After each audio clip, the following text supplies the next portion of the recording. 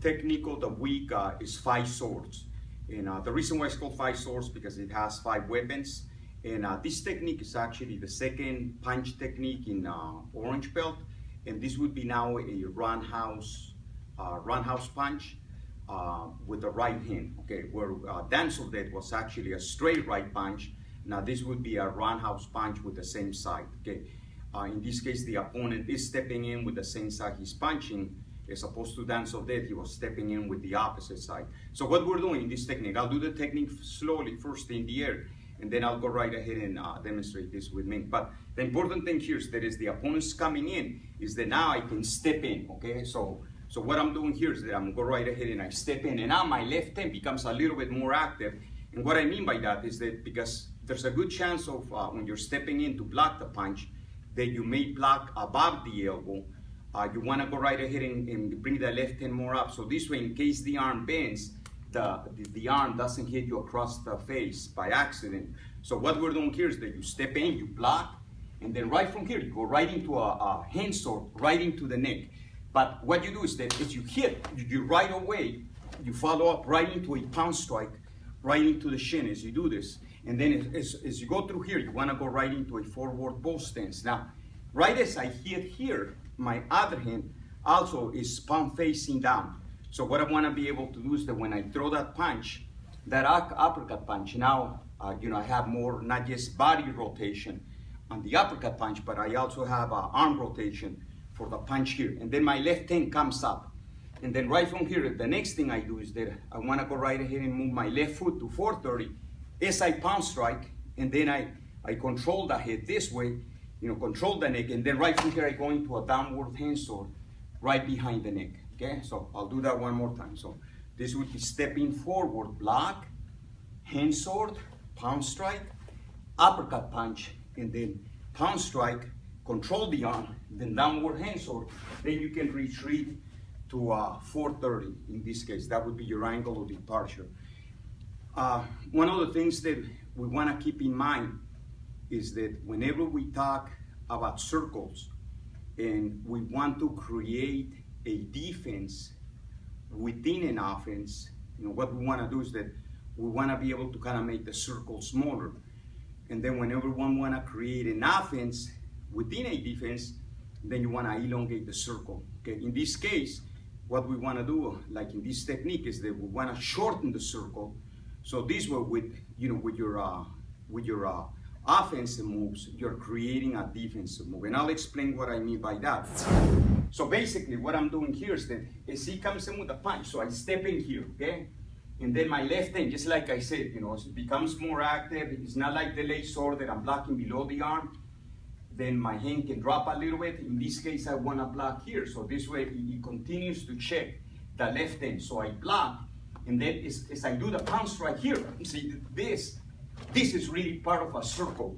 But as I do this, as I'm hitting here, because I keep my elbow anchored, I still have a defensive move as opposed to be doing this, where this kind of opens up more of my rib cage. Is that because I'm stepping in, I can anchor the elbow as I strike here, uppercut punch, the hand stays up. Now, if I was to do this, because this is, again, not a complete circle, but it's part of a circle. If I was to do this, he can basically rotate his head, and he can still bite me out of desperation. Where if I go right ahead and I keep this anchor, this kind of already blocks and stops his head from turning. And then, instead of doing this, if I go right ahead and just keep the elbow anchored here, my arm kind of molds right into his neck. Then it still kind of checks the shoulder right as I'm hitting, right from here, okay? So I'll do that one more time. So he comes in with a punch, block, hand sword here, pound strike, uppercut punch, and then as I pound strike here, I control the neck right from here, then the downward hand sword, just go right ahead and just keeping the arm anchored this way, so this way the arm can still check the shoulder. Okay, so that was the technique 5 swords. And again, the reason why the technique is called 5 swords is because the way the technique used to be done, and it's clearly seen when we do, like long two, you employ the first 3 weapons where you got a hand sword here, then you got a spear hand here, and then you have the hand sword with the other side. Then when we finish it off in basically, actually I say spear hand, you know, so then they're gonna. You can just go ahead and start, and we'll just cut the first. Yeah, okay. So 5 swords, the weapons that we have here. So this is like 1 sword, this is the 2nd sword, this is the 3rd sword, and then the 4th one, and then the 5th one. This is the way we do it in long 2 in terms of the first 3 weapons. And then basically this is how we do it. We still do it in long 4, the ending of long 4, okay? And that's why the technique is called 5 swords. So nowadays what we did is that we didn't change the name to the technique, but we did change the weapons. So now instead of doing a hand sword here, now we have that into an uppercut punch. Instead of doing this strike here, now we have a palm strike, although you can always use that if necessary to strike the eye, but now it's a thrusting heel palm strike. So what we did is that we have the same technique, just with the, with the weapons change, but we still call it 5 swords. Now, an interesting thing to analyze is that if we go right ahead and we look at the technique 5 swords, and then we look at also technique number 9 in yellow belt, which is attacking mace. I'm just going to briefly do the footwork.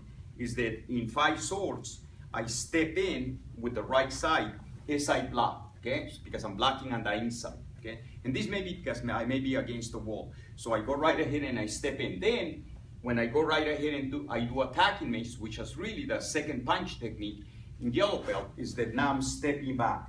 So, and I'm blocking on the outside. So one, I block on the inside. The other one, I block on the outside, okay? So see, stepping in with the right, stepping back with the right, blocking on the inside, blocking on the outside, blocking with the right, blocking with the left. Now, if I bring Ming with me, is that if he goes right ahead and let's say he does the footwork of sordo distraction, he takes a step back, he blocks on the inside against a left roundhouse punch. Then when he does dance of death, he goes right ahead and steps in, and now he blocks on the outside, stepping forward.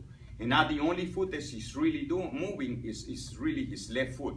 So he steps back, blocking on the inside, and then he steps forward, blocking on the outside. Now, if both of us, let's say he does 3 of yellow and 3 of orange, and I do 9 of yellow and 9 of orange, and we start, let's say, with the first technique, or the first 2 punch techniques, I do attacking mace and he does sordo distraction. And if we just do the footwork, this is what we have.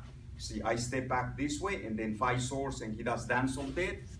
You see, so we got stepping back with the right and then he's stepping back with the left, then going this way. Now if we employ the blocks, here I do attacking mace, he does sordo distraction, 5 swords and dance of death. See, so from here is just this way and then stepping forward, okay? And those would be the first 4 punch techniques for yellow, for orange belt, okay? So, and what it's showing us is showing us opposites, okay? So I like to thank every one of you for watching my videos, and do not forget to subscribe, okay? Thank you, okay? So from here.